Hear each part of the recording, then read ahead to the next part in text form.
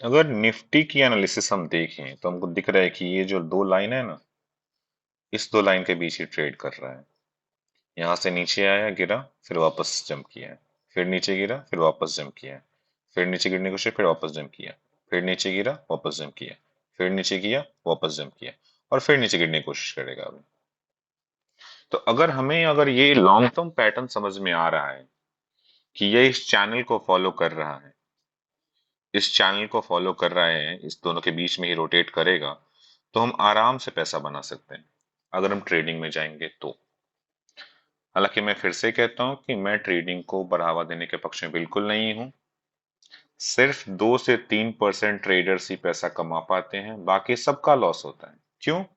Trading में पता है कैसे प्राइस मूवमेंट होता है। 100, 100 से जाएगा 150, फिर 150 से वापस आएगा 125, 125 से वापस जाएगा 175, 175 से वापस आएगा 125, ऐसे घूमते रहते हैं। जहां फ्लक्चुएशन इतना ज्यादा है वहां तुम कहाँ निकलोगे नहीं निकलोगे कुछ पता ही नहीं चलता है। तो मेरा सजेशन क्या है, जब ये यहाँ पे आए तो जो स्टॉक सबसे ज्यादा गिरा इस दौरान, और वो निफ्टी 50 में हो, वो निफ्टी 50 में हो, उस स्टॉक को बाई कर लो। वापस जब बढ़ेगा तो अच्छा खासा पैसा देके जाएगा। फिर से जब गिरे, फिर से वापस यहां जब आए तो फिर से बाई कर लो निफ्टी 50 का बेस्ट स्टॉक। फिर वापस जब ऊपर जाएगा फिर से बढ़ेगा, फिर से नीचे गिरे फिर से बाई कर लो, फिर से बेचो, फिर से बाई करो, फिर से बेचो। पर खेलो किसमें? अगर तुम्हें खेलना है तो स्टॉक्स में खेलो। स्टॉक्स का एक बहुत बड़ा फायदा है। क्या फायदा है? स्टॉक्स मान लो अगर 200 रुपए का है ना, तो 200 से गिर के जीरो नहीं होगा पहला तो अगर आपके पास 2 लाख का कैपिटल है, तो आप कभी भी 2 लाख हो, 5 लाख हो, 10 लाख हो, आप बिल्कुल भी ऑप्शन में मत जाओ, क्योंकि ऑप्शन का पैसा जीरो हो जाएगा। आज नहीं होगा कल होगा, कल नहीं होगा परसों होगा। क्यों? क्योंकि जिनके पास 1,000 करोड़ है वो अपना प्रॉफिट बना के जाएंगे जाएंगे। हो सकता है वो किसी दिन आपसे लेके जाएं, किसी दिन बी से दो से दूसरे से लेके जाएं, किसी दिन तीसरे से लेके जाएं, पर एक ऐसा दिन आएगा जिस दिन आपका कैपिटल वो लेके भागेगा, और लंबा कैपिटल लेके भागेगा। मैक्सिमम लोगों का लेके भागता है वो, क्योंकि उसके पास बहुत पैसा है। तुम यहां तक स्टॉप लॉस रखोगे, यहां स्टॉप लॉस रखोगे, यहां रखोगे, अरे भाई वो यहां गिरा के उठा देगा, इतना पैसा उसके पास। तो हमेशा ये ध्यान रखो कि तुम्हें ट्रेड करना है, निफ्टी को देख के ही ट्रेड करना है। पर अगर रेंज बाउंड है तो उस स्टॉक में जाओ जो स्टॉक वैरी कर रहा है, क्योंकि स्टॉक को पूरा नहीं गिरा सकता। क्यों नहीं गिरा सकता? स्टॉक जैसे ही गिराएगा ना बहुत ज्यादा, जो खुद का स्टॉक का जो मालिक होगा ना वो आ जाएगा उसे बाई करने, या मालिक अपने दोस्तों को बोल देगा बाई करने के लिए। आपको ही पता है जब अडानी के स्टॉक्स गिरे थे कौन कौन बाई किया, कैसे कैसे बाई करते हैं, कहां कहां से बाई हो जाता है। अपना स्टॉक्स को ज्यादा गिरने ही नहीं देगा, वो खुद ही खरीदवा देगा। तो स्टॉक्स बहुत ज्यादा गिरेगा नहीं। 200 का स्टॉक्स कितना गिर सकता है? 20 रुपया गिर जाएगा, 180 तक पहुंचेगा, फिर उसके बाद रुक जाएगा मार्केट। मैक्सिमम कितना गिर जाएगा? 150 तक आएगा, वापस रिटर्न होगी, फिर आपको प्रॉफिट देगा। तीसरा एक स्टॉक में फायदा है क्या, मान लो आज गिर गया, आज तुमने नहीं बेचा, कल फिर से गिरा, तुमने एवरेज कर लिया, अगर तुम्हारे पास पैसे हैं तो, नहीं तो रुके रहे। परसों फिर से गिर गया, तुमने फिर से एवरेज कर लिया, पॉसिबल है तो। चौथा दिन थोड़ा ऊपर आया, तुम वापस यहाँ बेच के निकल गए, या फिर यहाँ बेच के निकल गए, कहीं ना कहीं तो ऊपर जाएगा वो। अब ध्यान क्या रखना है, निफ्टी 50 का स्टॉक होना चाहिए, बेस्ट स्टॉक होना चाहिए, तुम्हें भरोसा होना चाहिए उस स्टॉक पे, तुम्हें उस स्टॉक पे भरोसा होना चाहिए कि ये स्टॉक जीरो पे नहीं जाएगा, ये स्टॉक बढ़िया कंपनी का है, वापस रिटर्न होगा। तुम टाटा मोटर्स का देख लो, तुम रिलायंस का देख लो, क्या रिलायंस बंद हो जाएगा? आईसीआईसीआई का देख लो। जब भी खेलना इसमें खेलो ना, जितना तुमने 5 सालों में गंवाया है ना, उतना तुम कमा के चले जाओगे। पर ऑप्शंस में जाओगे, आज कमाओगे, कल गमाओगे, कल गमाओगे, परसों गमाओगे, किसी न किसी दिन पूरा कैपिटल खत्म हो जाएगा। मैं कम से कम 15 से 20 लोगों से मिला, ऐसे लोगों से मिला पर्सनली, जिन्होंने ऑप्शंस में बहुत पैसे गंवाए हैं। तो मेरा सजेशन क्या है फिर से, अगर ट्रेडिंग करना है पहले तो ट्रेडिंग करो ही मत, हमेशा बेस्ट स्टॉक को लेके बैठ जाओ। अगर सोचो ना यार तुम, चलो इसी को देख लेते हैं, 1 मिनट के लिए इसी को देख लेते हैं। जिसने स्टॉक्स यहां खरीदा होगा ना 18,000 पे, कोई भी स्टॉक, उसको लगता है कि जब यहां पहुंचा ये निफ्टी, जब यहां पहुंचा, उसने कितना पैसा बनाया होगा? कोई ट्रेडर यहां से यहां तक रुकेगा क्या? कोई भी ट्रेडर यहां खरीद के क्या यहां तक रुकेगा? कभी नहीं रुकेगा, इन्वेस्टर ही रुकेगा। और मैक्सिमम लाइफ टाइम तुम कर लो, यहाँ तो मैंने 1 डे का चार्ट लगा रखा है, इसको मैक्सिमम करके देख लो भाई, चार्ट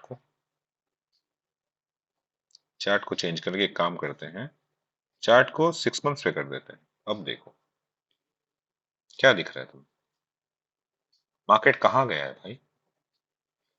अगर मार्केट को ध्यान से देखो तो मार्केट ऊपर ही तो गया है ना, कितना भी नीचे गिर गया उससे ऊपर ही तो गया। मैक्सिमम पीरियड का भी अगर देखना चाहिए, चलो एकदम जूम आउट कर देते हैं, और तब भी अगर हम इसको देखें,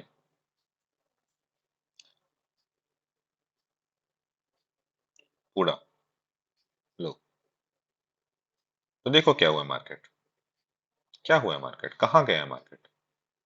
मार्केट कभी नीचे जाते हुए दिखा है क्या? देखो मार्केट कहाँ है। अगर मान लो किसी ने यहां भी खरीदा हो, यहां भी खरीदा हो, यहां भी खरीदा हो, यहां भी खरीदा हो, यहां भी, कहीं भी खरीदा हो, क्या वो लॉस में रहा है? अगर लॉन्ग टर्म में रहा है तो एक चीज तो हमें सबको समझ में आती है कि लॉन्ग टर्म में वो हमेशा हमें प्रॉफिट ही देगा। तो शॉर्ट टर्म में लॉस क्यों करना है? हर बार नीचे डिप लगाएगा फिर ऊपर जाएगा, और इसी डिप में हम पैसा गवा देंगे। ट्रेडर सोचता है कि मैं बेच के कमा लूंगा, कभी मत करना है। करना है तो वो स्ट्रेटजी फॉलो करो जो मैं बता रहा हूं, उसमें प्रॉफिट होगा हमेशा। जब भी निफ्टी रेंज बाउंड आए या निफ्टी का एक ट्रेंड समझ में आ जाए, पहले तो ट्रेंड समझना जरूरी है। और एक दिन का देख लेते हैं, जूम आउट करना पड़ेगा इसको अब।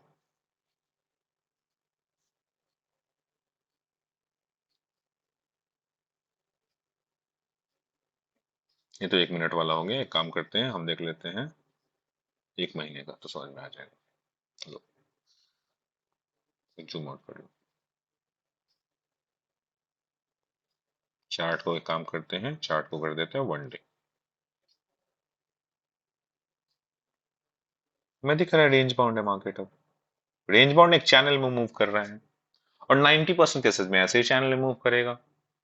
तो जब भी बॉटम को टच करे वहां पे बढ़िया स्टॉक खरीद लो, जब हाई को टच करने वाला हो बेच दो, अगर तुम्हें ट्रेड ही करना है तो।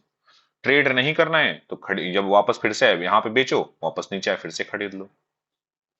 पर देखो, 1 दिन, 2 दिन, 3 दिन, 4 दिन, 5 दिन, 6 दिन, 7 दिन, 8 दिन, 9 दिन, 10 दिन, 11 दिन, 11 दिनों में प्रॉफिट देके चला गया।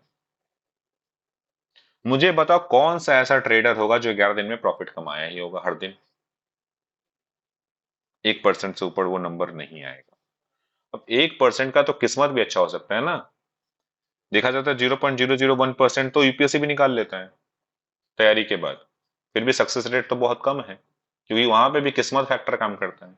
यहाँ भी कुछ लोगों का किस्मत अच्छा है भाई इसलिए कमा रहा है, जिसने उसका किस्मत खराब रहेगा उसे डूबेगा भी। कैलकुलेशन से ज्यादा किस्मत चलता है अगर तुम इंट्राडे हो तो।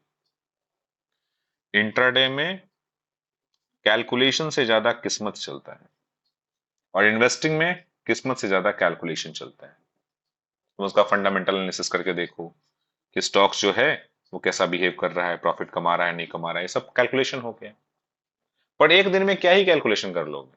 सुबह ऐसा क्या हो गया कि मार्केट इतना ऊपर चला गया, और शाम को ऐसा क्या होगा कि मार्केट नीचे चला गया? कुछ नहीं होता भाई। कोई यहाँ पे खरीद के यहाँ के लेके जाता है, यहाँ से बेच के फिर नीचे लेके आ जाता है। अगर तुम इसी दिन का मार्केट देख लो, अगर कल का कल का ये मार्केट देख लो, यानी कि 3 मई का, 3 मई का मार्केट देखो, ऐसा क्या हो गया कि मार्केट यहां से यहाँ नीचे टूट गया? कुछ नहीं हुआ था, कोई न्यूज नहीं आया, कुछ भी नहीं आया। कुछ लोग यहाँ पे सेल, क्योंकि यहाँ पे जो बाई किया था ना, वो यहाँ जाके सेल किया बस, और कुछ नहीं हुआ है।